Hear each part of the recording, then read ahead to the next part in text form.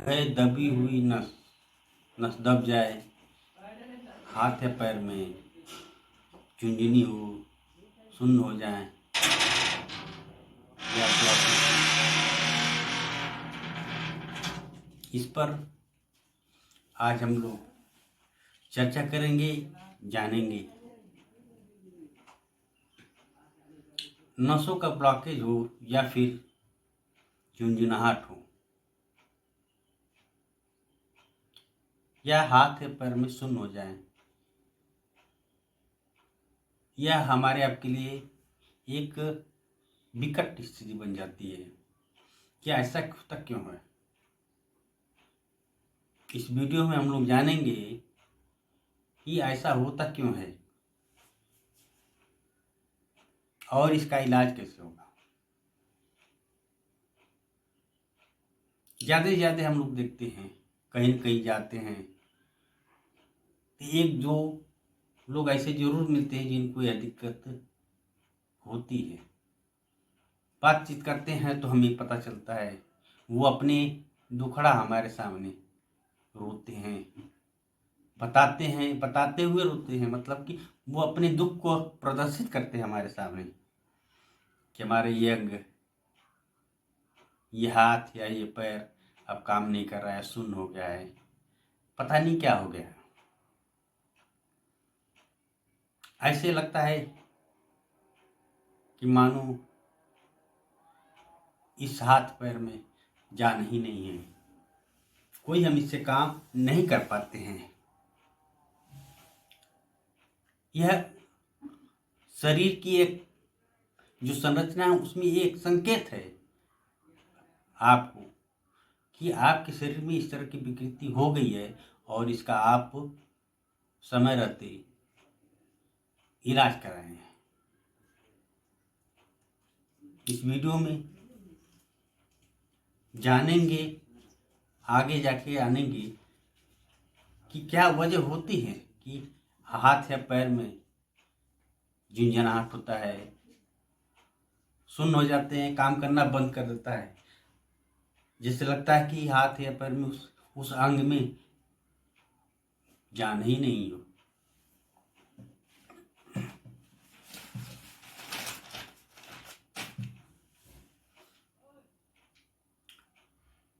उनका मूल कारण क्या है? जो उनका मूल कारण है वह तंत्रिका तंत्र से जुड़ा हुआ है। जो लोग विज्ञान से, बायोलॉजी से पढ़े होंगे उनको पता है कि यह जो विकृति होती है तंत्रिका तंत्र से जुड़ी होती है, नर्वस सिस्टम से। और यह जो दिक्कत हो रही है, जो आप देख रहे हैं, जो आप महसूस कर रहे हैं या जो झेल रहे हैं, वह उसी का एक परिणाम है। आगे हम लोग जानेंगे कि ऐसा होता क्यों है। हमारे आपके शरीर में इस तरह की जो विकृति है, इस तरह की जो दिक्कत है, वो होती क्यों है। सबसे पहले आप लोग ये जान लें कि नसों का ब्लॉकेज होना, उसके मूल कारण क्या होते हैं, क्यों होता है, मूल कारण किस किस रूप में होते हैं। तो जो नसों में ब्लॉकेज हो या फिर जो झंझनाहट हो या सुन्न हो जाए, उसके अगर जो देखा जाए तो 3 मूल कारण बनते हैं। वैसे और भी हैं, मगर ये 3 विधियों जिसको हम लोग माने एक काउंट करते हैं, उसमें ये है। एक है डायबिटीज, जिसको मधुमेह कहते हैं। दूसरा है खून का संचार कम होना, ब्लड सर्कुलेशन पुअर।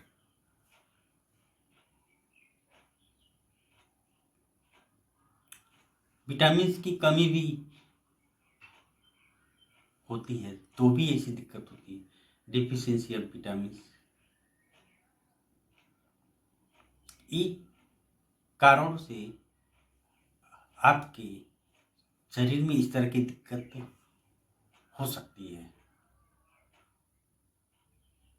नसें ब्लॉक हो सकता है, सुन्नपन आप हो सकता है।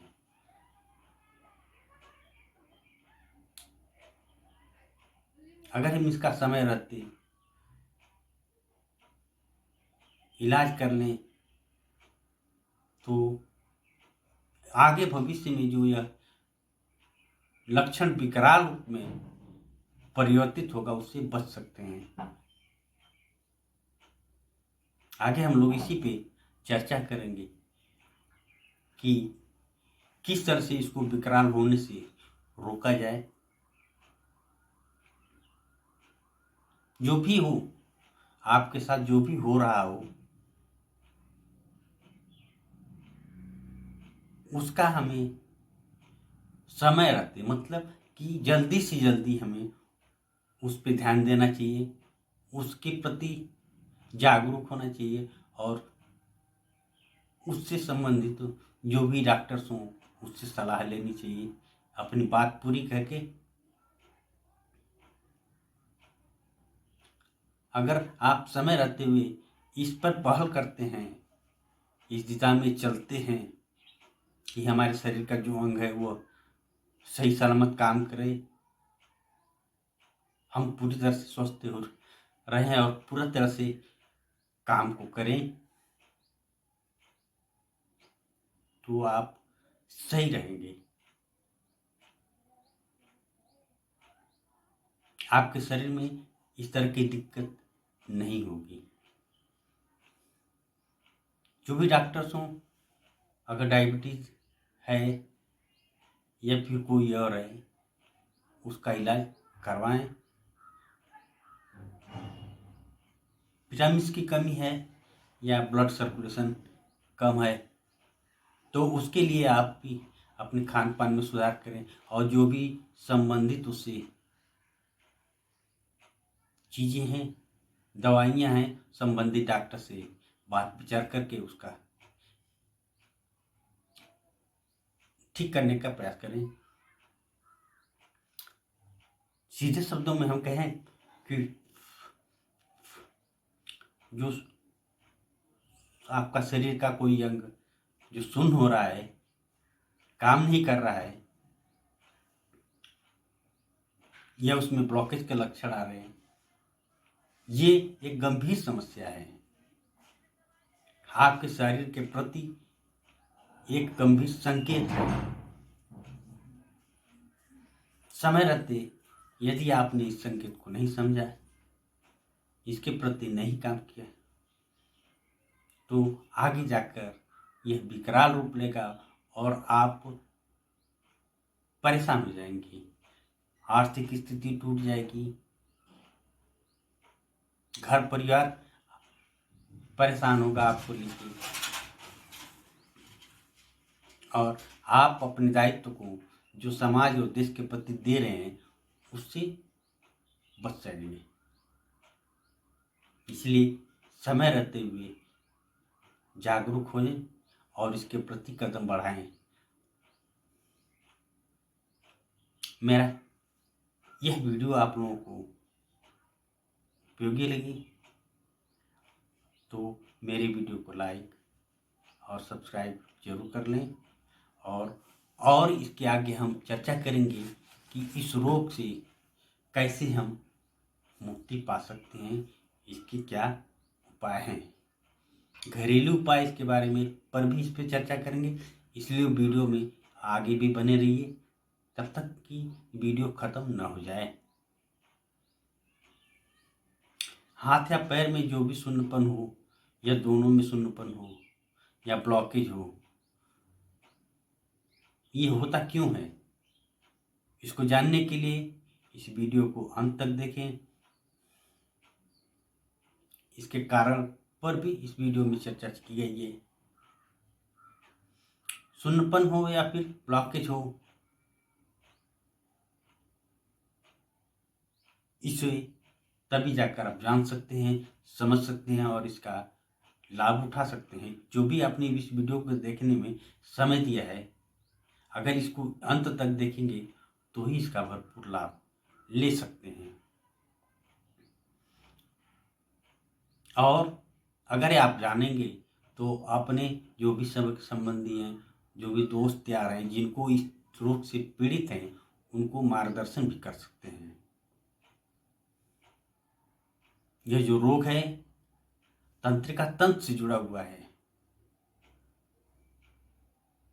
हाथ या पैर में जो भी हो, जो भी अंग प्रभावित हो, इसका यह संकेत जो है, इसको हमें किसी भी तरह से अनदेखी नहीं करना चाहिए। मतलब तुरंत हमें तत्परता के साथ उसके प्रति कदम बढ़ाने से संबंधित डॉक्टर को इस बात को बतानी चाहिए और उससे सलाह लेनी चाहिए। अगर आपने इसका अनदेखी कर दी, इसको टाल मटोल कर दिया है, तो आप का यह रोग आगे और विकराल रूप दे सकता है।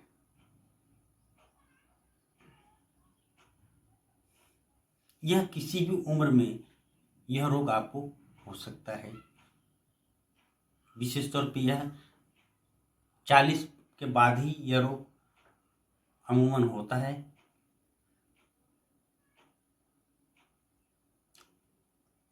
वह व्यक्ति जिसके पास यह रोग होता है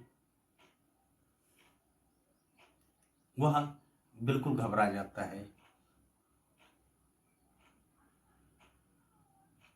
उसे चिंता सताती है, वह भयभीत हो जाता है कि मुझे क्या हो गया है। यह बात बार बार दिमाग में घूमने लगती है और वह बार बार इस बात को अपने दिमाग में सोचता है। इससे वह परेशान हो जाता है, चिंतित होता है, बेचैनी उसे हो जाती है। लेकिन यह एक संकेत होता है, एक आपके लिए एक अनसुलझी पहेली है, एक ऐसी समस्या है जिसके बारे में आप जान नहीं रहे हैं, समझ नहीं पा रहे हैं, जिस पर जो भी जानकारी हमारे पास है वह पूरी तरह से पुष्ट नहीं है। फिर भी हम जो जानकारी मिली है उसी के आधार पे इलाज किया जाता है।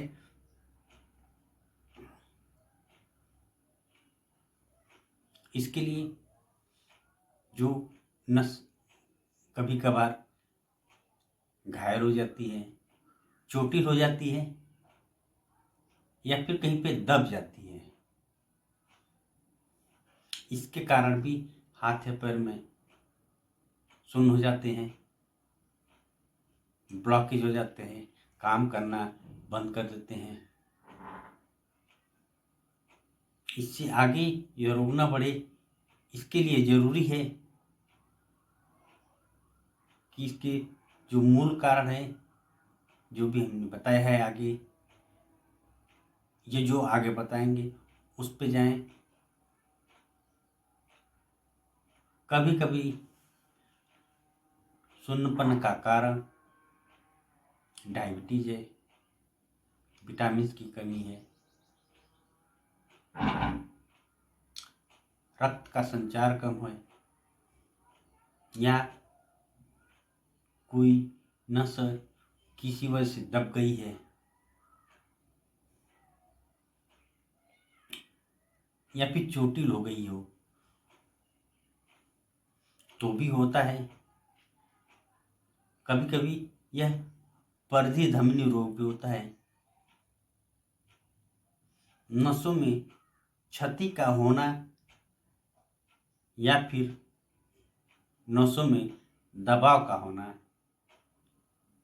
यह संकेत देता है चोटिल होने के, संक्रमण के या और कोई भी कारण हो सकता है।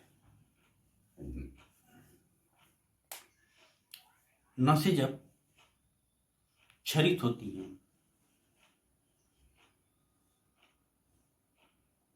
या फिर दबाव में आ जाती हैं किसी भी कारण से, तो जो नसों का काम है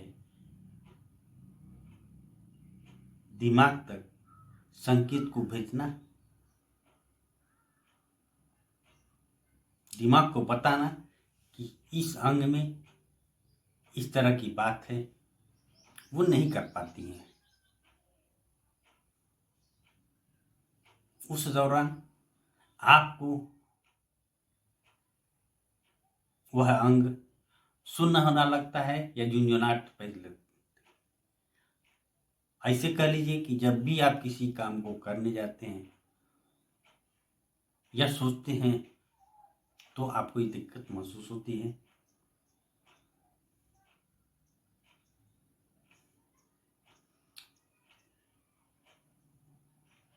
नहीं रक्त संचार से या कम रक्त संचार होने से हाथ पैर में झुनझुनी पैदा होती है।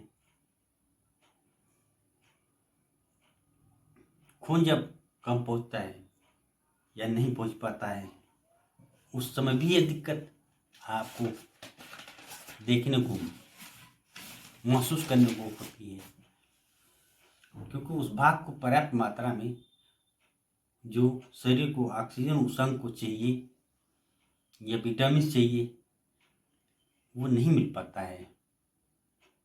इससे नसों की क्षति होती है, नसों में क्षति पहुंचती है। इसके परिणाम स्वरूप जो है ये आपको महसूस होने लगता है सुन्नपन, नस उस अंग का सुन्न हो जाना, काम नहीं करना, कमजोरी का होना। आते हैं हम लोग कि इसके लक्षण क्या हैं। बार बार हाथ पैर का कांपना, हाथ या पैर में सुन्न हो जाना, दर्द का होना, जलन होना, मांसपेशी में कमजोरी समस्या होती है, सिर दर्द होता है या फिर चक्कर आता है, रात में अच्छी नींद नहीं आती है, डिप्रेशन और एंजाइटी के शिकार हो जाते हैं, हृदय की गति कभी तेज हो जाती है, कभी धीमी हो जाती है। ये सारे इसके लक्षण हैं।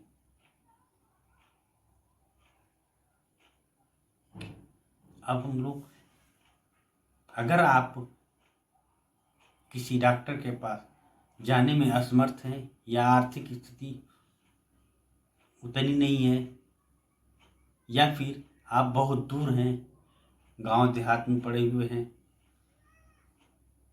डॉक्टर से संपर्क करना काफ़ी कठिन है। हालांकि चाहिए कि किसी न किसी हालत में आप डॉक्टर से जरूर संपर्क करें। अगर ऐसी स्थिति नहीं बन पाती है तो आपके लिए घरेलू इलाज भी बता रहे हैं, जिससे आप कुछ समय के लिए इस रोग से राहत पा सकते हैं। अगर इसका सही ढंग से पूरा उपयोग करते हैं इस इलाज को, तो हो सकता है आपका रोग शुरुआती हो, समाप्त हो जाए। इसके लिए हम धनिया लेते हैं, जो कि हमारे पास हर घर में मसाले में उपयोग की जाती है। साबुत धनिया लेते हैं। यह धनिया का काम है नसों के ब्लॉकेज हों उसको बहुत ही अच्छी ढंग से ठीक करने का काम बड़ी करती है। दूसरा चीज़ है जो बड़ी इलायची, काली वाली जो बड़ी इलायची है उसको उपयोग में लेते हैं। यह जो है ब्लड प्रेशर को ठीक करने का काम करती है। नींद नहीं आ रहा हो उस स्थिति में भी किडनी को भी ये ठीक करने का काम करती है। पेट में गैस हो, एसिडिटी और बहुत सारी बीमारियों से आपको बचाती है। तीसरा जो चीज़ है वह लौंग है। लौंग जो औषधि गुणों से भरपूर है, इसका हम सेवन करते हैं तो बहुत सारे खनिज मिल जाते हैं।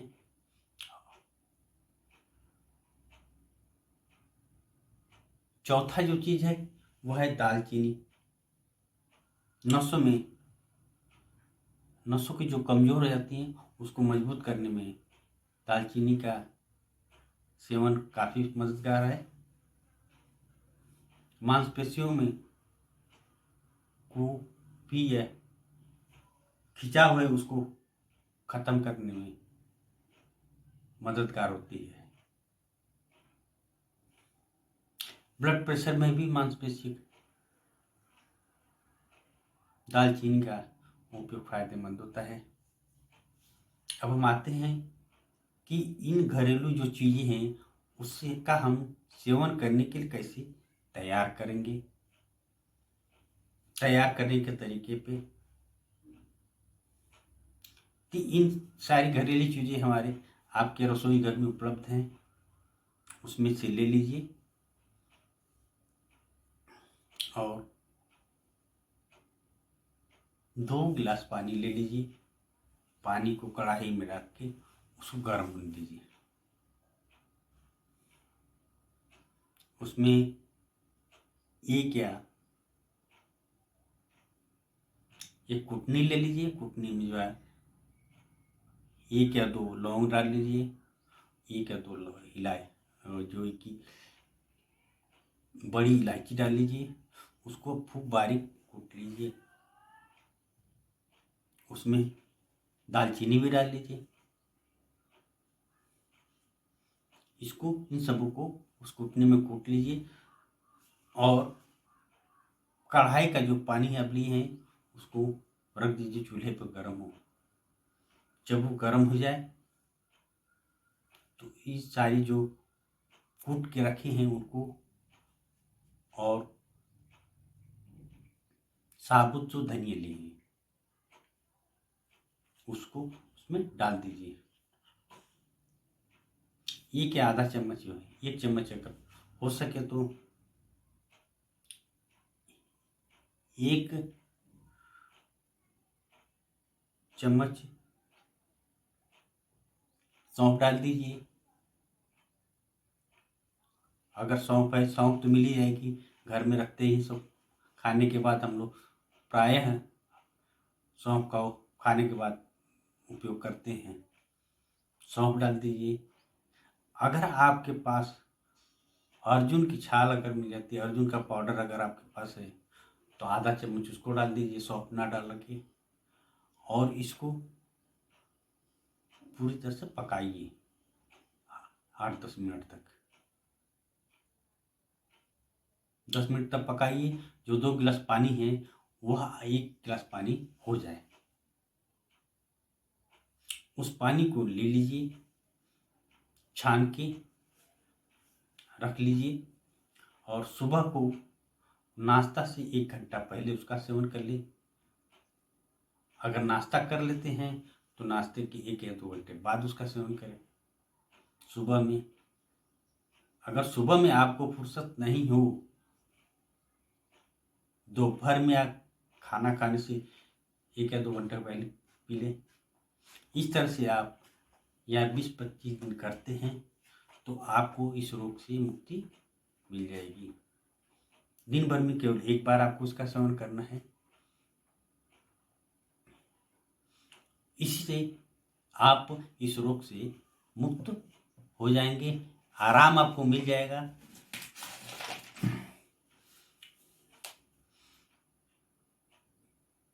अगर ऐसी और वीडियो आप देखना चाहते हैं और ऐसी जानकारी प्राप्त करना चाहते हैं तो वीडियो को लाइक करें और शेयर कर दें ताकि और लोग भी इससे लाभान्वित हो। सब्सक्राइब जरूर कर लें।